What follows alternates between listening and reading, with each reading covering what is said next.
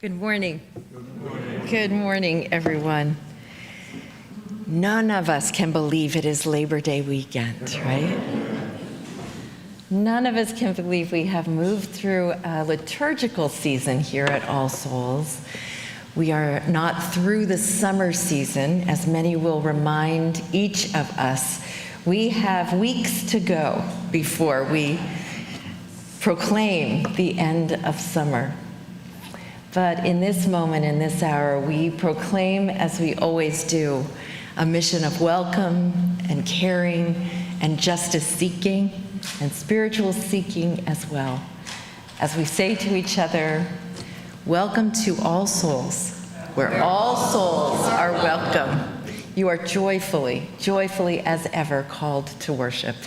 I invite you to rise in body and or in spirit, and we will sing Bread and Roses, known in our hymnal as We Come Marching, Marching. If you have a hymnal, we're singing verses 1, 2, and 4. Okay, here we go. And you have to sing this with gusto, right? You can't sing this.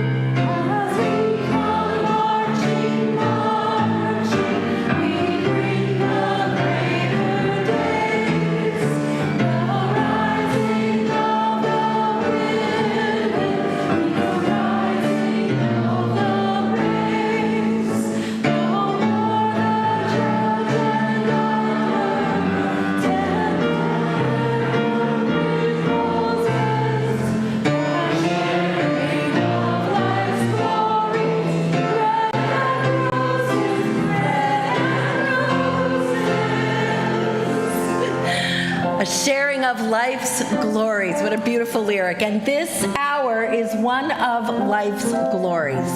So welcome once again. We welcome those of you in the online pews. We see you. There are now 27 households here with us in spirit. We see you. Welcome, welcome. If you're new, let us know in the chat so Kyle can welcome you properly. Anybody here in the sanctuary here for the first time? Raise your hand if you feel comfortable. We see you.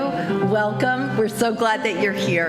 Let us make a joyful noise as we pass the peace. Bumping elbows. There is so much COVID swirling around, so let's keep it to elbows. Peace be with you.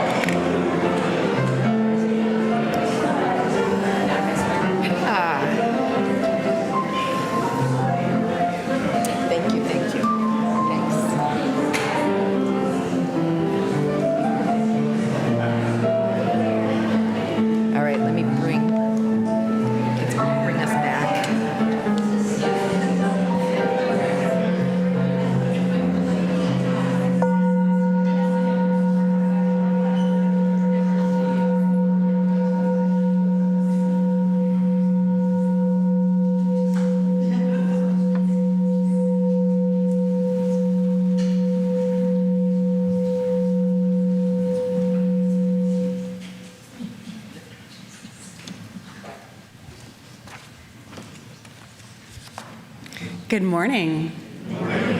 So by the way, I'm Lexi, and we're going to start today with our land acknowledgement. It's very important that we remember that this land has been here long before we were here. So we acknowledge the Nahantic, Mohegan, Mashantucket Pequot, and Eastern Pequot people as the traditional caretakers of the land on which we worship. We honor and pay respect to these tribes, their ancestors, and their lineage, who today uphold traditional practices, art, and education. Please join me in our chalice lighting words as we light the chalice, the symbol of our faith. Tomorrow is today. We are confronted with the fierce urgency of now. In this unfolding conundrum of life and history, there is such a thing as being too late. This is no time for apathy or complacency. This is a time for vigorous and positive action. Amen. Amen. I always bring Dr. King into the Labor Day service because, as you all likely know, he died after being in Memphis, Tennessee, to support the sanitation workers there in their strike. So he was so engaged in the rights of workers, and tragically, often those efforts turn violent. And so the peace candle this day is in respect and to honor all of the labor workers, unions that have through time, through history, worked on all of our behalf, whether or not we are in a union, to make workplaces a place of dignity and respect and fair treatment for all. And so we light our chalice in honor of that history.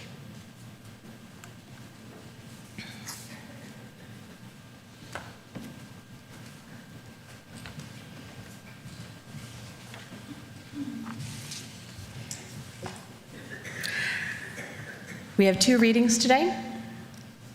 The first is from Khalil Gibran. And in keeping yourself with labor, you are in truth loving life. And to love life through labor is to be intimate with life's most innermost secret.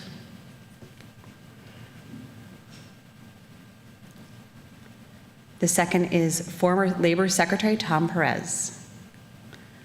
Do I treat my workers with dignity or grow my business? That's not an either or. That's a both and.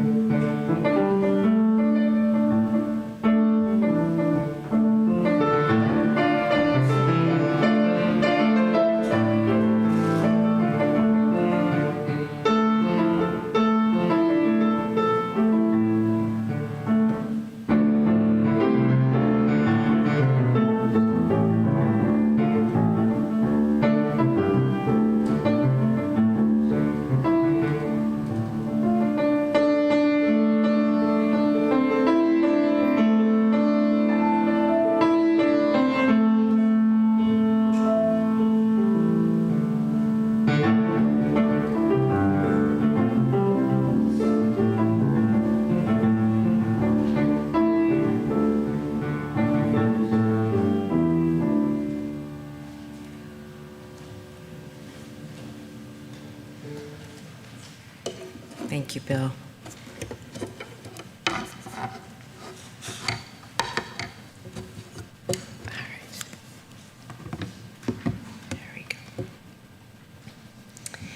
This is a story from years ago, and like all good stories, it lives on my shelf in memory.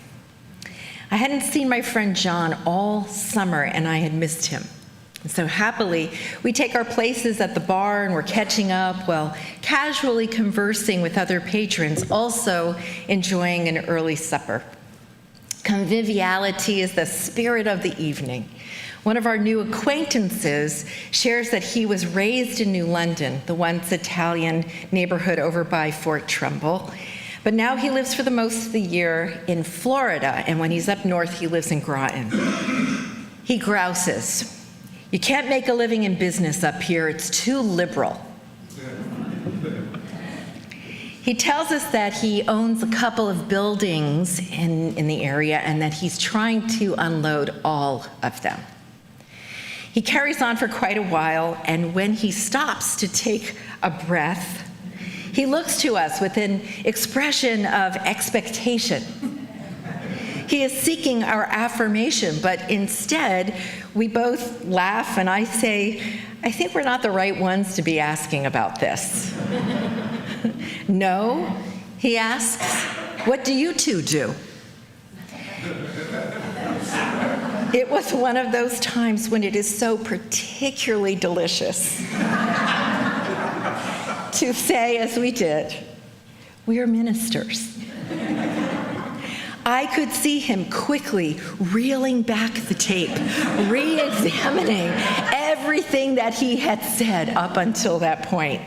We all kind of chuckle, and then we return to our private conversations. But later on, as John and I are getting up to leave, the guy is compelled to push away from the bar, get up off his stool, and have one last word with us. "You know," he says as he approaches us, "I was raised Catholic. Even though I don't go to church, I still live by the commandments. My father taught me right. He taught me not to lie, steal, or cheat." And I say that I am sure he is a good man, but really what he described is a really low bar.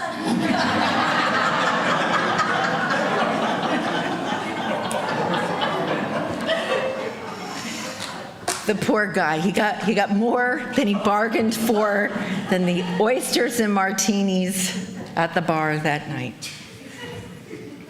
It's a good story though, right?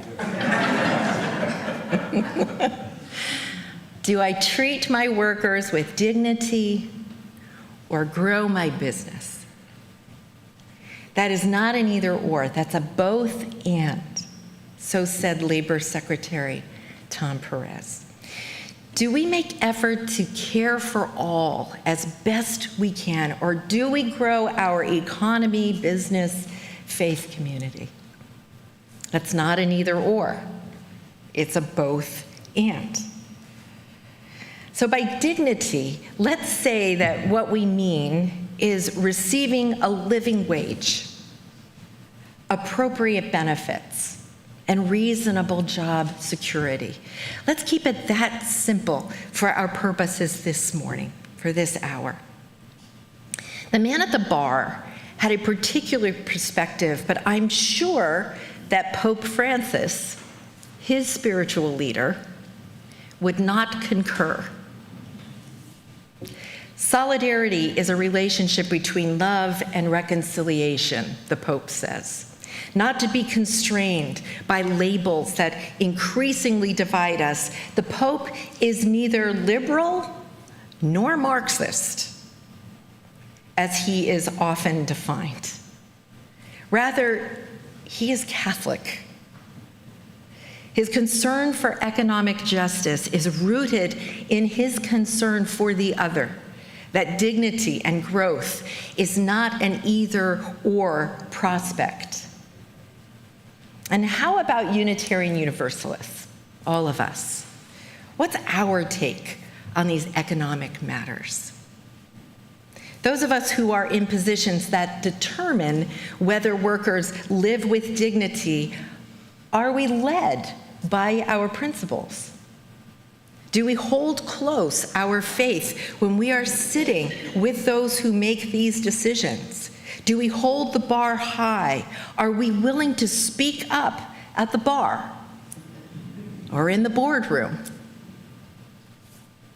For increasingly, economic stressors affect all workers, and to make a difference, many stones must make the arch. If you're working a white-collar job and are continually living in fear of your job being moved to Ann Arbor or Boston, for example, or eliminated altogether, the stress that comes of such wondering is different than someone who is struggling to make ends meet and working 3 part-time jobs because employers don't want to pay for the required full-time benefits. The stress of doing the work of 2 people because a job has been eliminated, that signals a lack of dignity. It signals a greater concern for growing a business, for a profit, than a concern for those upon whose labor that growth depends. So this morning we're talking about across-the-board dignity, dignity for all workers, with particular concern with those who struggle to make ends meet despite being employed. I so often hear that those who take advantage of our meal center here in New London, many are the working poor. We sing, step by step, the longest march can be won. Many stones form an arch. Singly, none. So let me tell you something about the personnel policies here at All Souls. Let me tell you a little bit about our step by step. Before your eyes glaze over, this is really interesting stuff. This is what reflects our values. This is it. All right, so you may think that it's tedious, but you would be mistaken. Because in a quiet and important way, personnel policies, as I said, reflect our values. And we write them, right?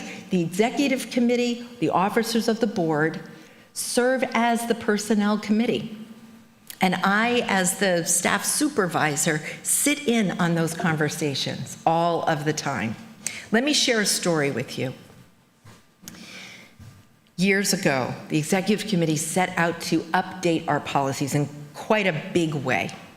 And we tried to do so with the commitment to behave in the way that is in line with our values, in the spirit of church is the place where you practice being who you really want to be.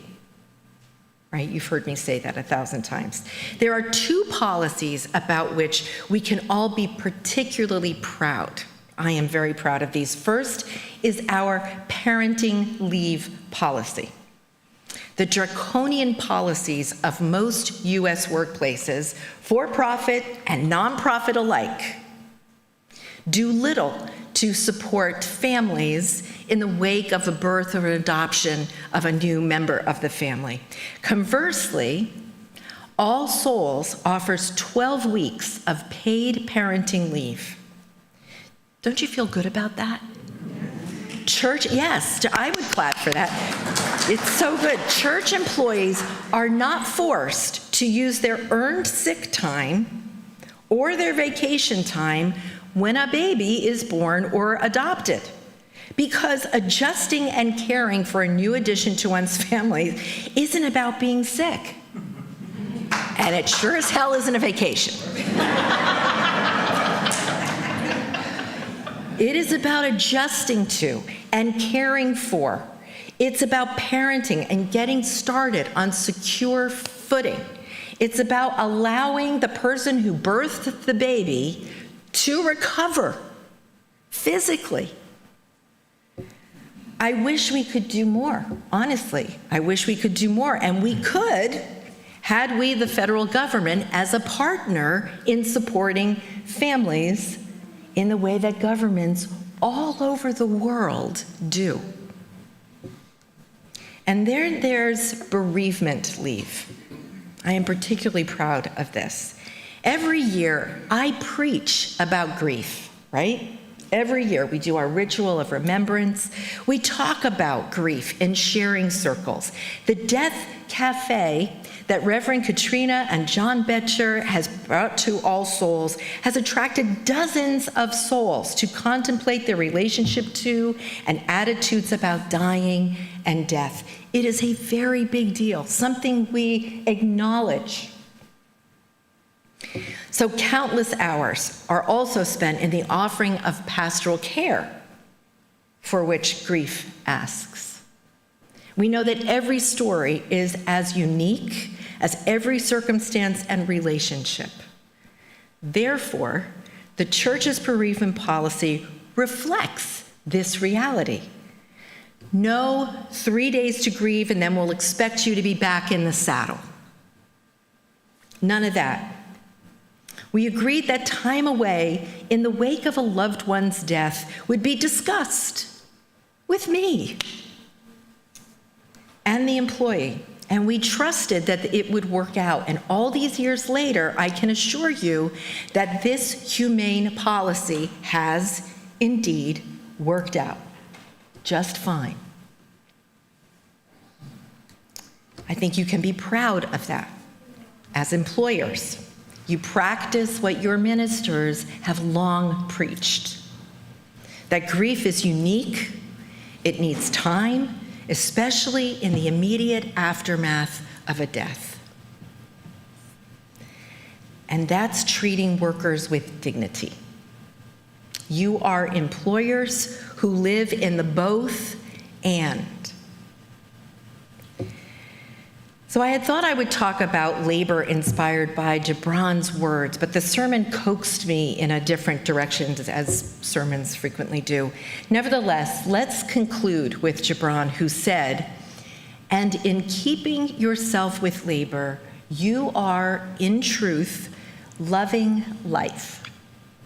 And to love life through labor is to imitate with life's inmost secret." Gibran is really talking about creativity here, of leading a life of continual curiosity and service, whether that be a job that pays you, or whether that's a job like preparing and serving a meal at the New London Meal Center, or planning and preparing, a 5-course Italian meal to serve souls here in our community, or staffing the All Souls booth at Pride at Ocean Beach,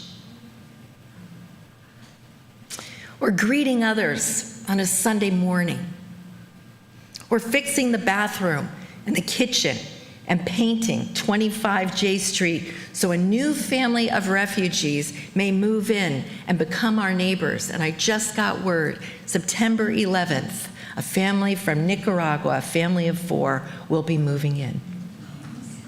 Yes, that's great. And yes, great.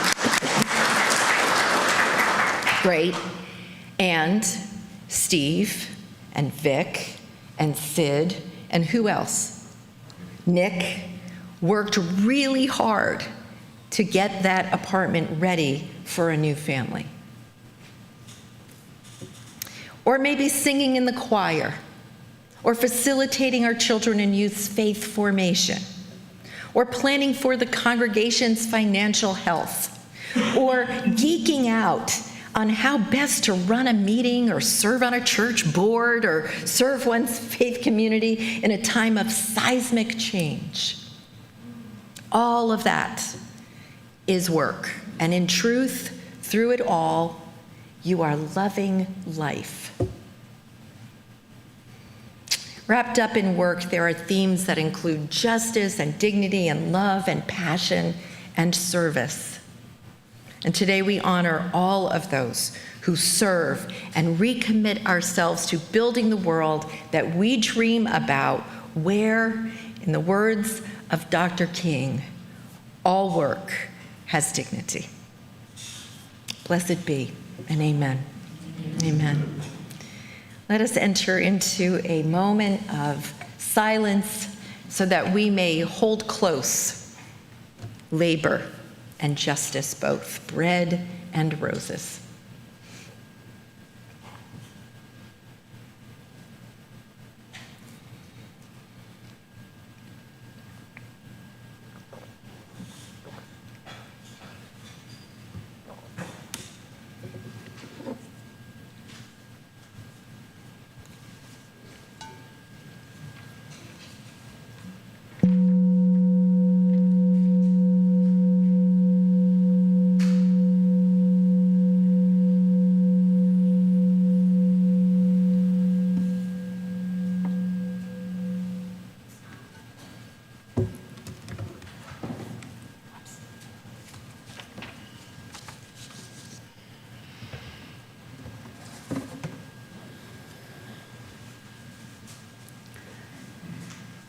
Thank you, Carolyn.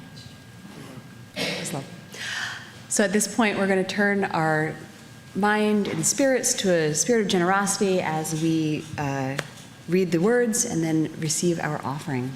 Please read the words with me.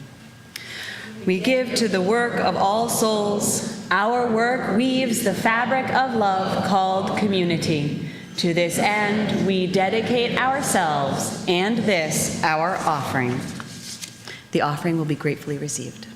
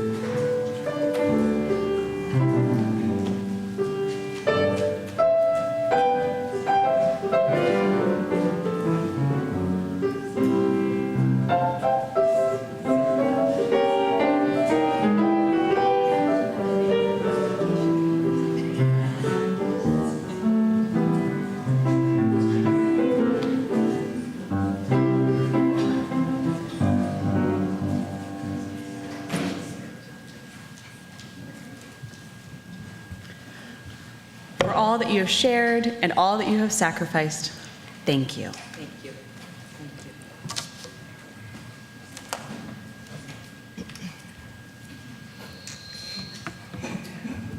We have come to the element of our liturgy in which we pause to pay attention to, witness to the joy and the sorrow, both shared and held in the sanctuary of our hearts. In a moment, I'm going to invite those here in Unity Hall to come forward as you are moved to light candles of intention. Those of you in the online pews, Kyle will give you some instructions about the same. And so we open this circle and this time for the creation and sustenance of beloved community.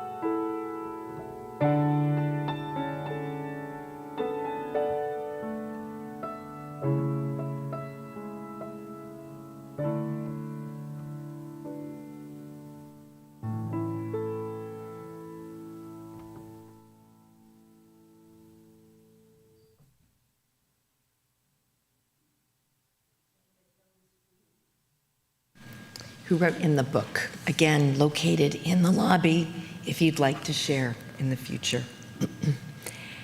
Anna Prace Sussler is remembering Pamela Berger, who had a death in her family. Anna, we join our concern with yours.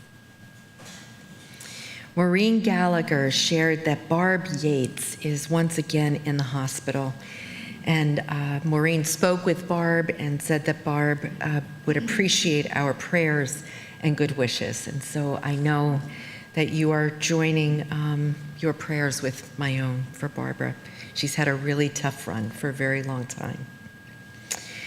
Tony Rose shares a joy that Moira Herbert and he celebrated their lifetime commitment with a ceremony blessed by me about 2 weeks ago, August 7th. It was a joyful celebration. It was a joyful celebration for a wonderful couple. Congratulations. All right, and then from the online pews, please. I don't think there is anything in the online pews. I'm sorry? You know, it's not coming in for me, Jesse. Do you want to? Devastated by the death of Hirsch Goldberg and other hostages found. I don't know why it's not coming up for me.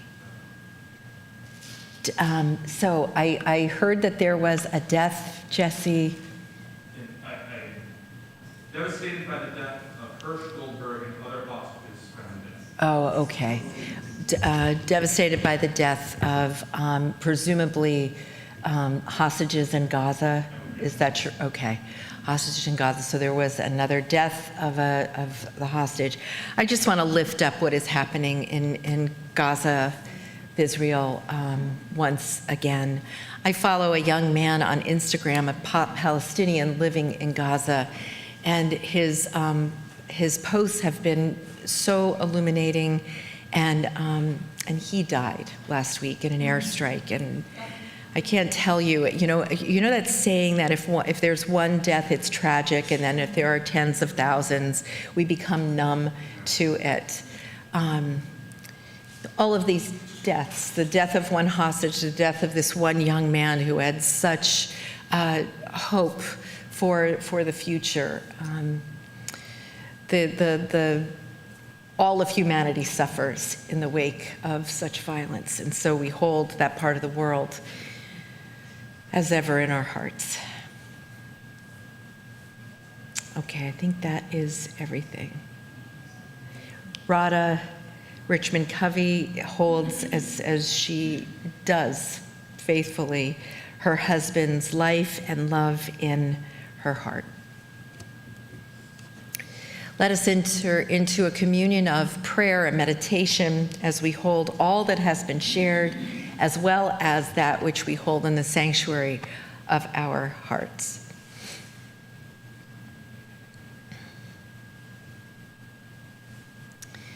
Spirit of righteousness, of grace, of justice, and dignity. On this Labor Day weekend, we are reminded of the many sacrifices made by ancestors, those working in the field today to bring greater dignity and respect to all workplaces. As well, we hold in our hearts the grief experienced through loss and isolation. And we celebrate the joy that bubbles up despite everything. May the turning of the seasons be for many a turning of heart, from devastation to hope, from sadness to hope, from frustration and anger to hope. We give thanks for this day, for all that it may bring. We give thanks, and together we say, Amen. Amen.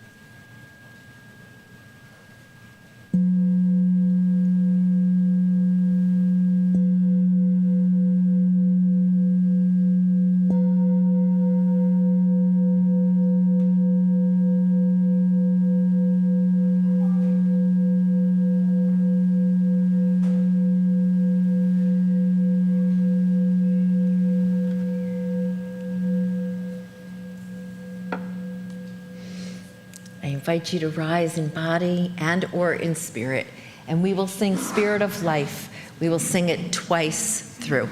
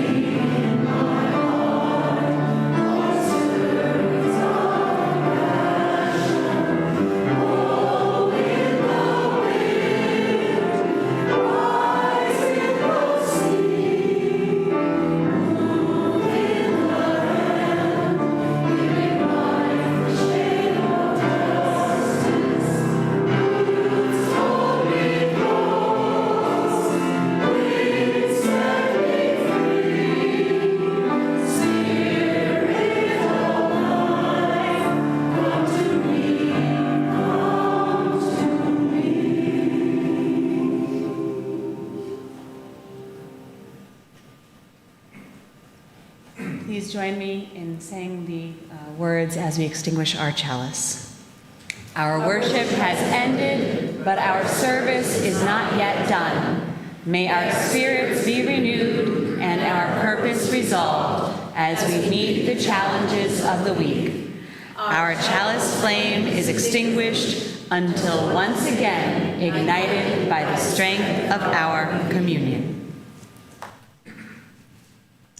I invite those of you in the online pews to hold your heart and reach out to the world beyond your screen as we do the same here in Unity Hall. Open up your hearts. We go from this place singing bread and roses, justice and beauty, love and justice. May we go into our lives, spreading that spirit and spreading it far and wide. Go in peace and return again with great joy. Amen. Amen. I invite you to be seated for the postlude.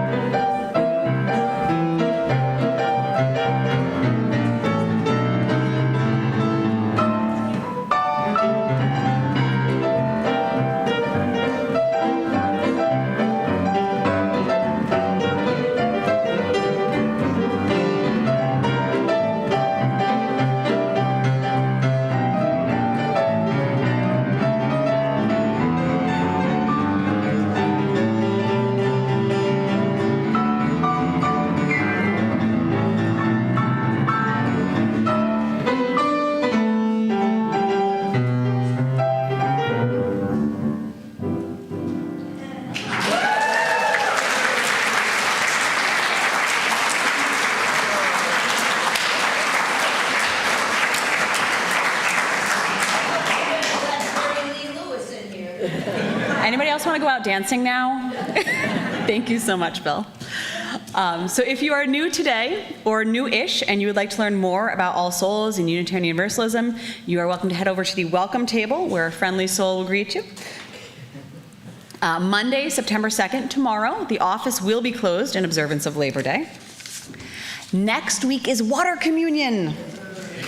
So try really hard to remember to bring your water from home or from your travels, and we will join them together in our annual ritual. Next week is also Pies for Peace, which started on the 10th anniversary of September 11th. And it is, there's going to be so many delicious pies. You have to come and eat pie. They're delicious. There's so many of them. It's a wonderful time of love and community and sharing a pie. Next week will be the Good Neighbor offering. The recipient will be the Nonviolence Project from Providence, Rhode Island, to go with our Pies for Peace. The Food to the People will not be happening. It's going to be in 2 weeks. And that will be canned fruit, low sugar, or natural juices. There will be a sharing circle for caregivers on September 15th following worship. And those are our announcements. That's it. All right. Thank you all.